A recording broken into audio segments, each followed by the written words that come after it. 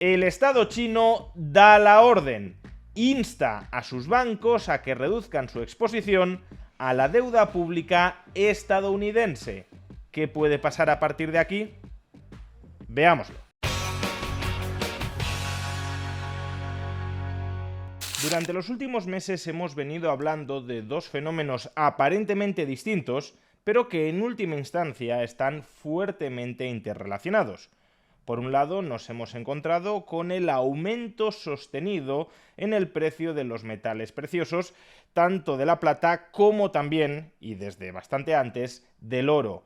Y por otro lado, nos hemos topado con unos tipos de interés de la deuda pública estadounidense a largo plazo que, a pesar de que la Reserva Federal ha bajado durante los últimos años fuertemente sus propias tasas, los tipos de interés de la deuda pública estadounidense a largo plazo se resisten a bajar. El tipo de la deuda a 10 años se mantiene desde hace mucho tiempo por encima del 4%, y el de la deuda pública a 30 años roza también desde hace bastante tiempo el 5%. Pero, ¿qué tiene que ver una cosa con la otra? ¿Qué tiene que ver que el precio del oro esté subiendo tanto con que los tipos de interés de la deuda pública estadounidense a largo plazo se resistan a bajar, a pesar, insisto, de que la Reserva Federal sí está reduciendo sus propias tasas a corto plazo? Pues desde luego sí existe un nexo que vincula a ambos fenómenos. Y es que tradicionalmente, y en gran medida lo sigue siendo, la deuda pública estadounidense ha ejercido el rol global de activo de reserva, de activo libre de riesgo. De tal manera que cuando los agentes económicos, ya sean agentes económicos del sector privado o ya sean agentes económicos del sector público, por ejemplo bancos centrales internacionales, cuando los agentes económicos deseaban aumentar su exposición a la liquidez, tener más liquidez en su patrimonio, el activo que predominantemente demandaban era la deuda pública estadounidense. Si querían liquidez a corto plazo, deuda pública estadounidense a corto plazo, y si querían preservar su valor a largo plazo y obtener un cierto rendimiento, deuda pública estadounidense a largo plazo. Y claro, si hay una amplia demanda global de deuda pública estadounidense, el precio de esos bonos sube y un incremento en los precios de los bonos equivale a una reducción, a una caída del coste de esos bonos, de los tipos de interés. Pero durante los últimos años este panorama ha cambiado, al menos ligeramente, tanto porque el Tesoro estadounidense está emitiendo mucha más deuda pública de la que quieren absorber los inversores, y la tiene que emitir para financiar sus gigantescos déficits públicos, cuanto porque están apareciendo otras alternativas de inversión más rentables y para muchos agentes más apetitosas que comprar deuda pública estadounidense, cuanto también, y en esto me quiero centrar, porque se ha extendido una cierta desconfianza geopolítica en la deuda pública estadounidense. Durante los últimos años, la demanda global de deuda pública estadounidense como activo libre de riesgo no ha sido capaz de absorber plenamente su oferta, lo cual se ha traducido en esos tipos de interés que, a pesar de la rebaja de las tasas de la Reserva Federal, se resisten a bajar. Más oferta de deuda pública y la misma o menor demanda, precios de los bonos más bajos y, por tanto, un coste de financiación, un tipo de interés implícito más alto. Pero claro, si la deuda pública estadounidense ejercía de activo libre de riesgo global y hay agentes económicos que ahora deciden no demandarla para desempeñar tal fin, ¿cómo satisfacen sus necesidades de liquidez globales? Si ya no compran deuda pública estadounidense, ¿qué están comprando? Pues en gran medida oro. Muchos bancos centrales extranjeros no alineados geopolíticamente con los Estados Unidos están dejando de demandar, ya no compran tanta deuda pública estadounidense y la están reemplazando en su activo por mayores tenencias de oro. Por eso, entre otros motivos, no digo que sea el único, el oro se encarece y al mismo tiempo la deuda pública estadounidense se abarata en precio, lo que significa que sube en términos de tipo de interés. Pues bien, este fenómeno durante los próximos años podría ir a más. Y es que uno de los principales tenedores de la deuda pública estadounidense, la economía china, ha recibido la orden por parte del Estado chino de que deje de comprar tanta deuda pública estadounidense. Atención a esta exclusiva de Bloomberg. China, el Estado chino, insta a sus bancos a reducir su exposición a la deuda pública estadounidense. ¿Qué pretende exactamente el Estado chino con este movimiento y cuáles pueden ser sus implicaciones para la economía global?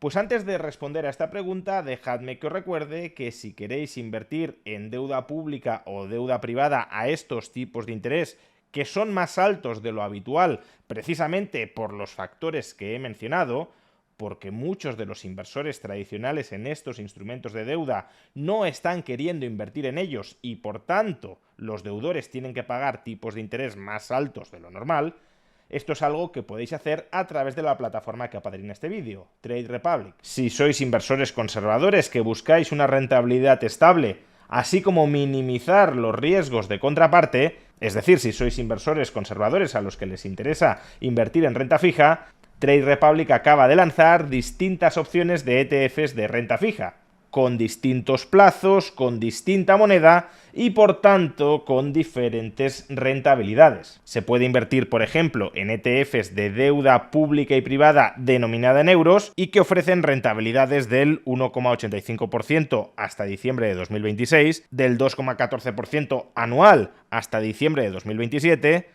o del 3% anual hasta diciembre de 2030. O a su vez, si quieres salir de la eurozona, también puedes invertir en un ETF de deuda pública y privada denominada en dólares, que ofrece como rentabilidad el 4,25% anual en dólares hasta el año 2035.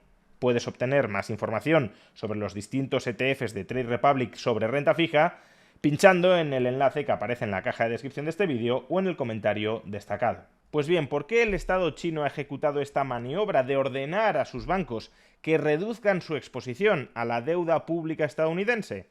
Oficialmente, las autoridades financieras del país lo han justificado como una decisión para proteger a sus bancos de la concentración de riesgos y de la volatilidad de mercado. Vamos, que si tienen mucha deuda pública estadounidense y además esta, durante los últimos años, ha exhibido una mayor volatilidad de lo normal, puede que convenga diversificar en mayor medida los activos de reserva global en los que invierte el sistema bancario chino.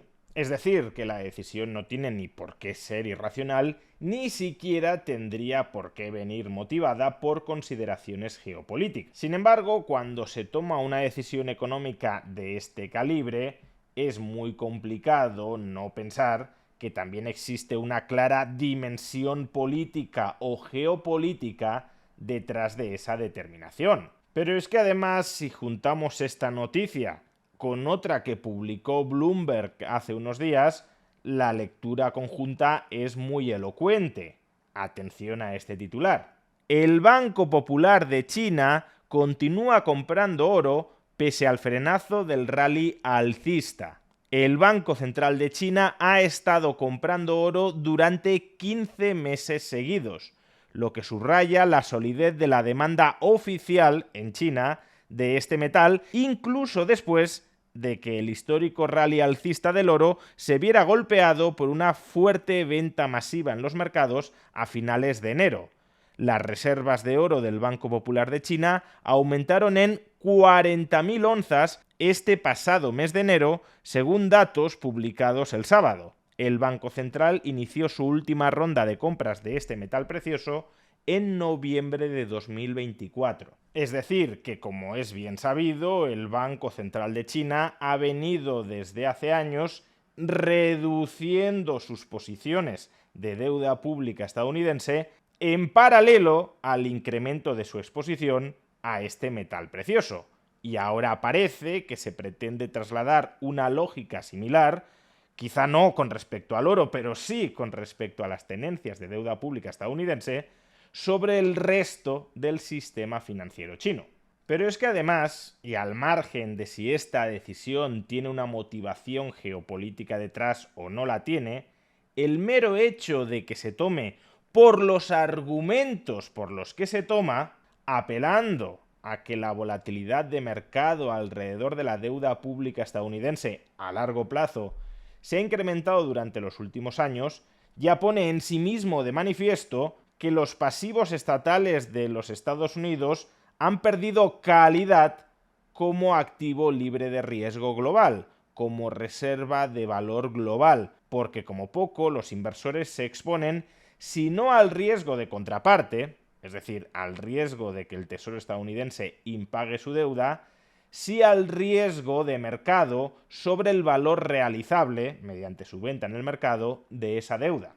Sea como fuere, el efecto de esta reducción de la demanda de deuda pública estadounidense por parte de la economía china debería ser, claro, un encarecimiento de esa deuda pública estadounidense, o al menos una mayor resistencia a que el tipo de interés de sus bonos se abarate. Hay que decir, eso sí, que la caída de la demanda china de deuda pública estadounidense puede ser inferior a aquella que muestran las estadísticas oficiales. Y es que parte de las tenencias chinas de la deuda pública estadounidense están en cuentas de custodia radicadas en Bélgica. Fijaos en este gráfico. Desde el año 2015, las tenencias oficiales de deuda pública estadounidense en manos de China se han reducido en casi 600.000 millones de dólares. Pero al mismo tiempo, las tenencias belgas de deuda pública estadounidense, dentro de las cuales figuran las cuentas de custodia chinas radicadas en Bélgica, esas tenencias se han incrementado en casi 400.000 millones de dólares.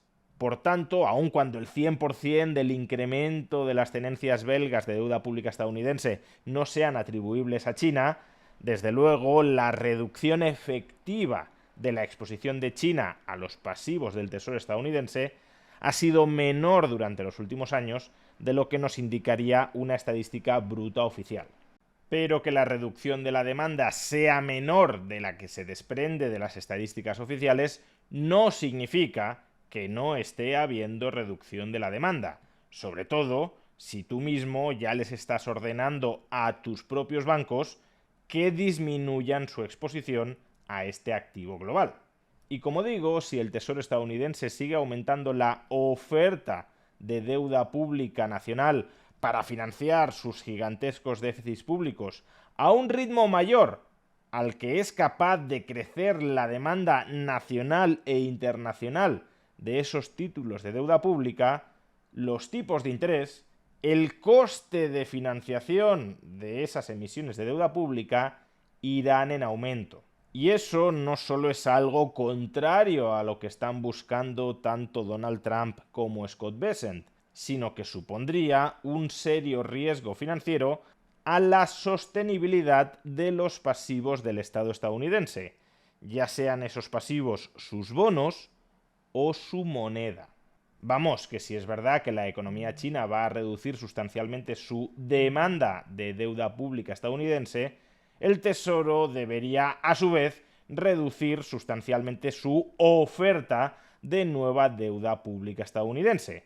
Pero para que esto último se hiciera, el gobierno de Donald Trump debería estrechar de una manera muy considerable sus déficits públicos.